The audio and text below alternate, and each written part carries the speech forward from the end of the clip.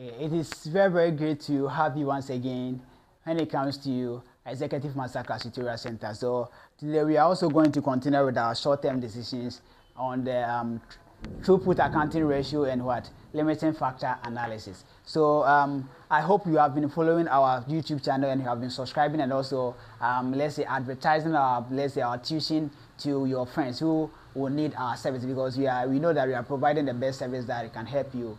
Only when you want to stay consistent with us, we are going to guide you and provide you more resources to help you to make your academic challenges more easy. So today, what we are going to discuss today will be is going to be on limiting factor analysis and throughput accounting ratio. So I will divide my board like this, and I will be putting some stuff together so that you get to understand it. So I will first start here with limiting factor analysis.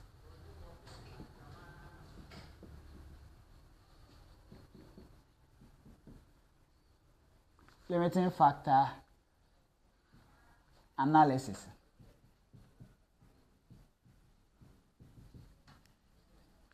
And this side will be throughput. Throughput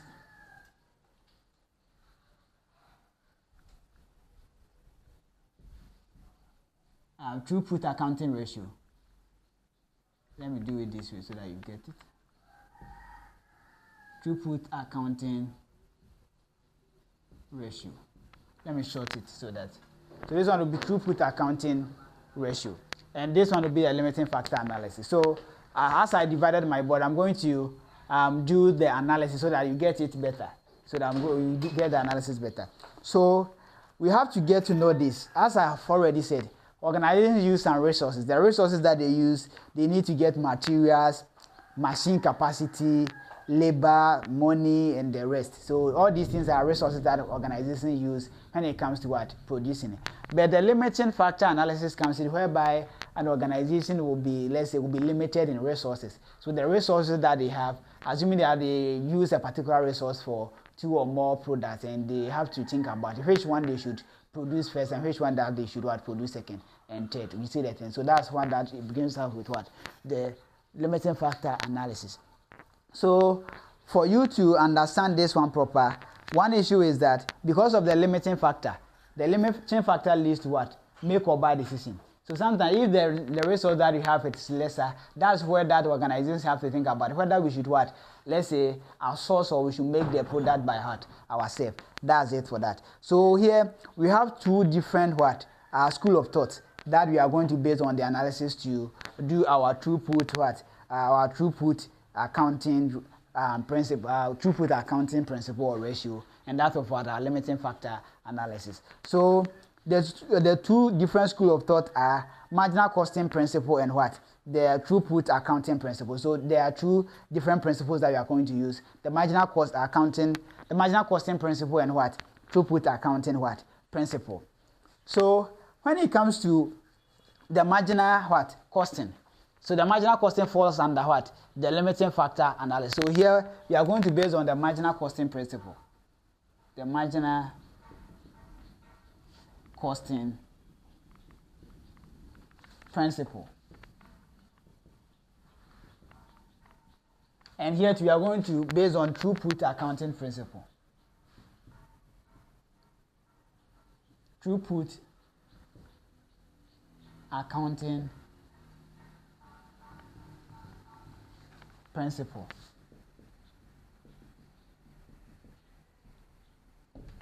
Yes, so we are going to base on these to make our analysis. Okay, so the first thing that we need to know is that when it comes to the marginal costing principle, if you want to determine contribution per unit, we are saying that contribution is equal to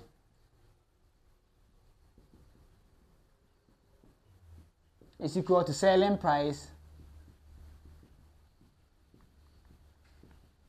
minus variable cost.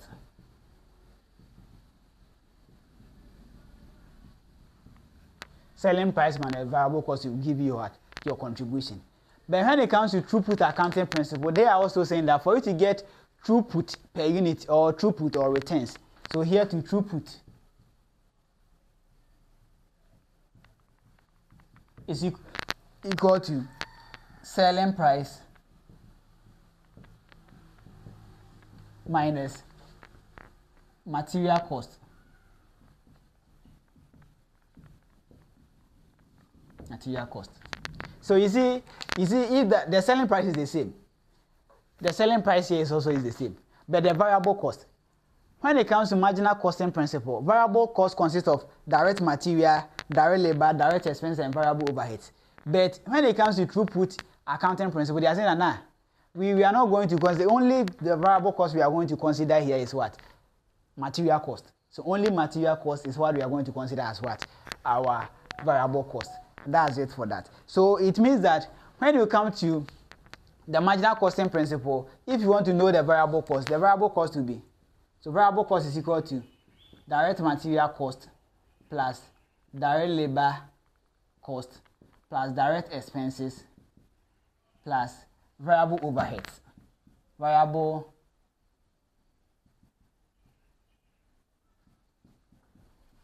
overheads.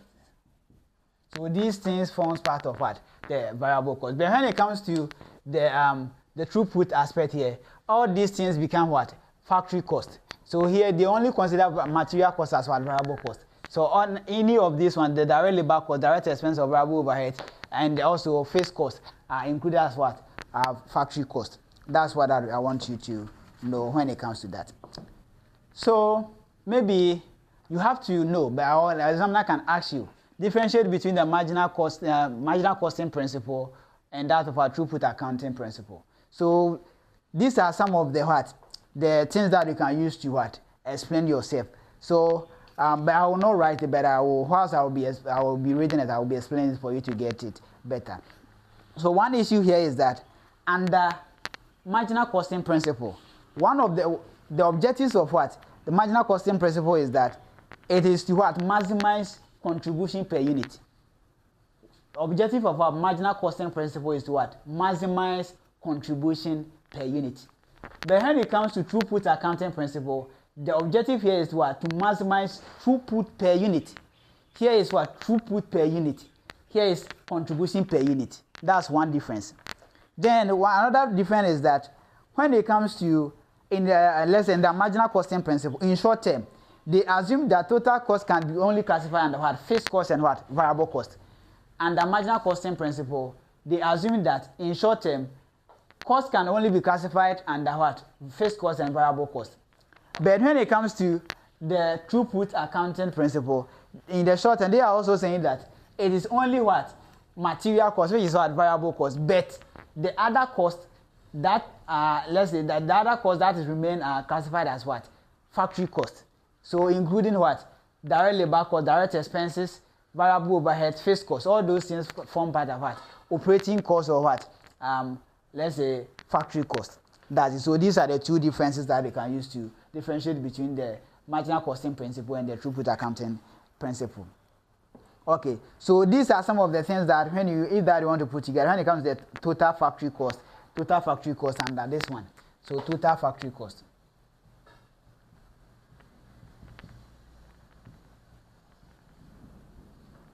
So total factory cost is equal to direct labor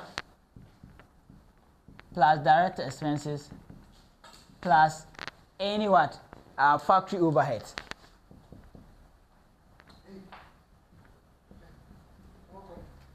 Factory overheads. So these are the total factory cost. When you add all these things together, it will give you the total factory cost. Okay.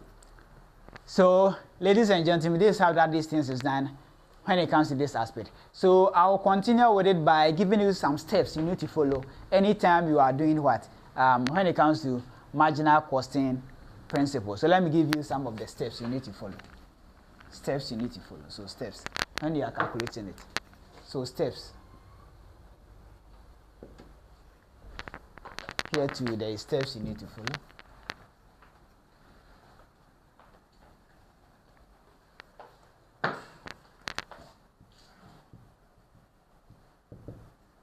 So step number one.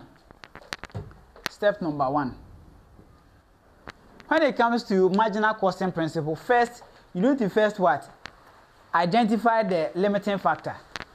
You need to identify the limiting factor. So identify the limiting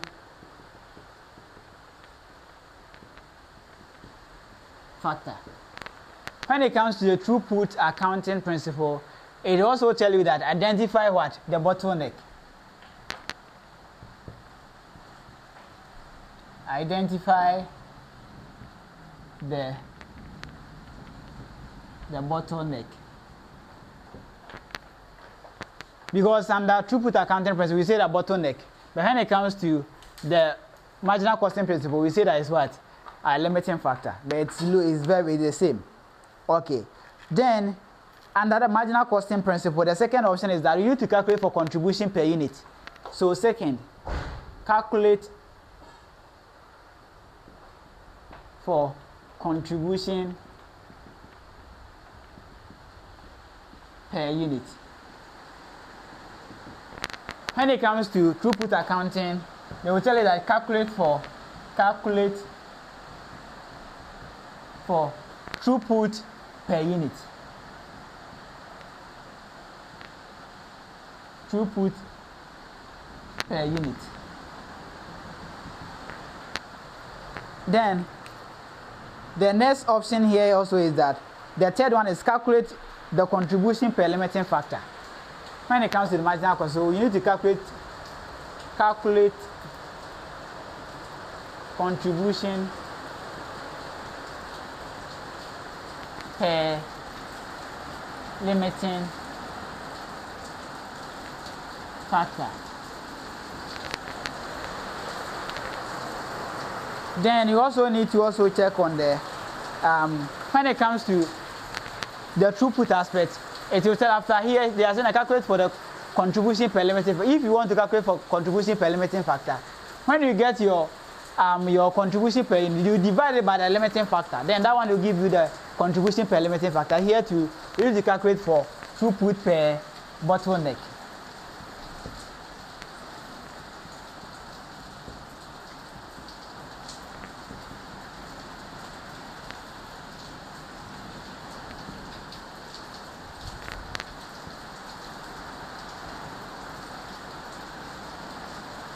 So here too, if you get your throughput per unit, you divide it by the bottleneck. That one will help you to get what? The throughput per bottleneck. So after that, you do what? You rank it. The fourth part is what? Ranking. So ranking the product.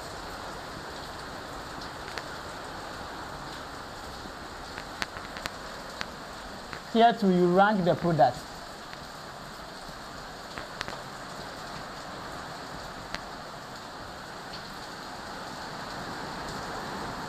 So after ranking it, the highest product that will be ranked first will be the one you need to produce, because you'll be having 2 different products or 3 different products you are producing.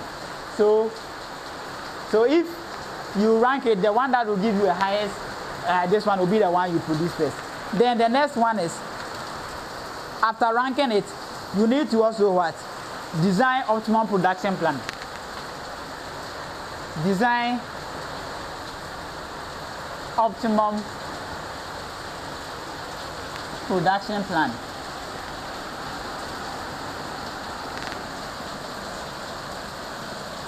After designing it, here too, you need to come and design the same here. You need to design optimum production plan.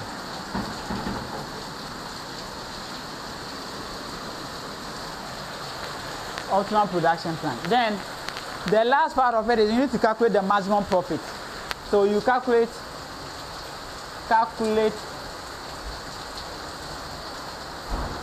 the maximum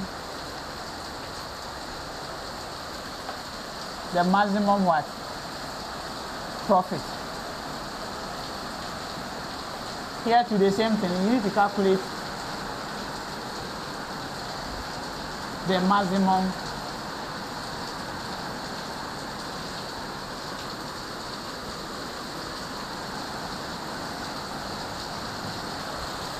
so this is what you're supposed to know when it comes to limiting factor analysis and what throughput accounting ratio. But the issue here is that we need to also know the throughput accounting ratio.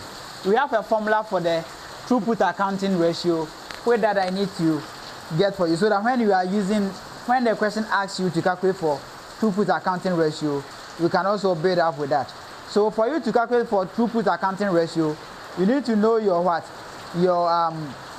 returns per factory hour, or the throughput per limiting factor. When you get your throughput per limiting factor, you divide it by the cost per factory hour. So let me bring that one here. Throughput accounting ratio. So the throughput accounting ratio says that it is if you want to evaluate which of the product you are producing, and the one that you are going to get more profit. You need to check the product that you are producing and the one that you are going to get more profit. That's what it means. So the moment you get your throughput accounting ratio, it will help you to know that which of the product that I'm producing that it is giving me more profit, or it is profitable. So the formula for it is returns per factory hour divided by cost per factory hour. So returns per factory hour. Returns per factory hour divided by our cost per factory hour. Cost per factory hour. So one issue here is that if you need to interpret it, so let me continue with the throughput accounting ratio by, let's say, taking this one off. The steps. Let me take the steps off so that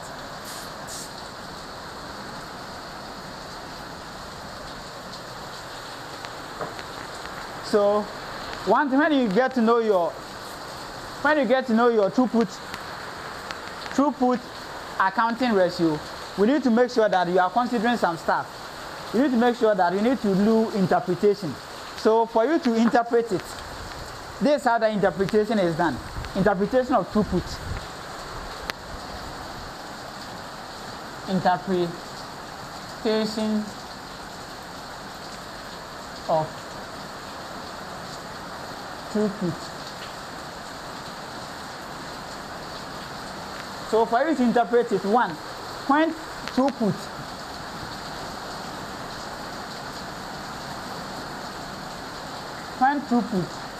throughput accounting ratio. When throughput accounting ratio is greater than 1, anytime you do this calculation and you get the throughput accounting ratio to be greater than 1, then it means that the product is a profit-making product.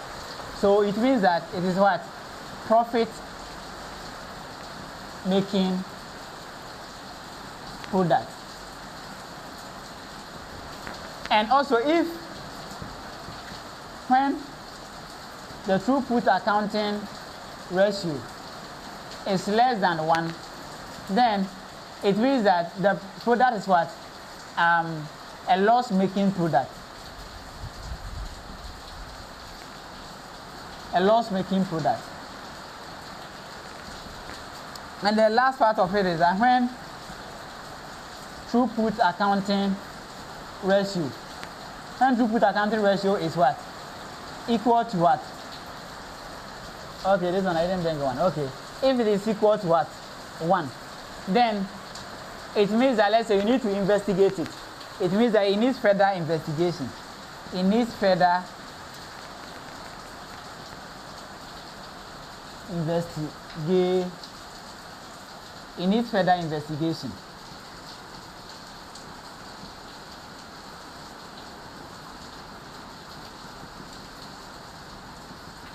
It needs further investigation. So anytime your throughput accounting ratio, when you do the calculation and you get your throughput accounting ratio to be equal to 1, it needs further investigation. So one issue is that if you do your throughput accounting ratio and you get it to be less than 1, it doesn't mean that, and it shows that, let's say, it's a loss-making product, but that one doesn't mean that you need to shut down that production let's say unit. You don't need to shut down that production. You need to you can find ways to improve the throughput accounting ratio when it is less than 1. And I'm going to give you some of the ways whereby you can what? Improve it. So, improvement of throughput accounting ratio. Improvement.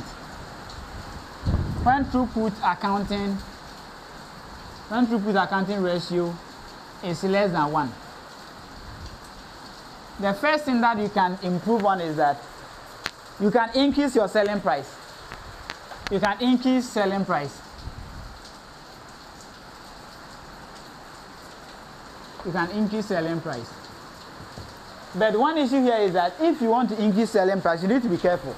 Because where you find yourself of what? Let's say operating, it is based on what? Demand and supply. So if you increase your selling price, your customers will run to your competitor and go and buy the same product there. So you need to be careful when you are increasing your selling price, because you see, before you get your throughput accounting ratio, it is your what? Your returns per what? Production hour divided by what? Your cost per what? Factory hour. So if your selling price has increased, because you see, for you to get your throughput, it is what? Selling price minus what? Material cost. So if your selling price is higher, when you subtract your material cost from it, you still get what? What? Returns or more throughput. So that's why we are saying that increase. But when you are increasing it, we need to make sure that you are considering your competitors as well. Then the another one is that you can what? Also check on what? Reducing your material cost. So reduction of material cost. Reduction of material cost. When you reduce your material cost, it can also help you to improve your throughput accounting ratio. And also reduction in labor cost. If that you can have some good conversation with your laborers and they can what? Let's say agree to reduce their, let's say, their salary or this one. That one they might, it's not always that it can be, let's say, it can be possible, but if that you can convince them and they can understand you, that one also can help you to what? Reduce your throughput accounting what? Or improve your throughput accounting ratio when it is less than 1. So reduction of labor cost.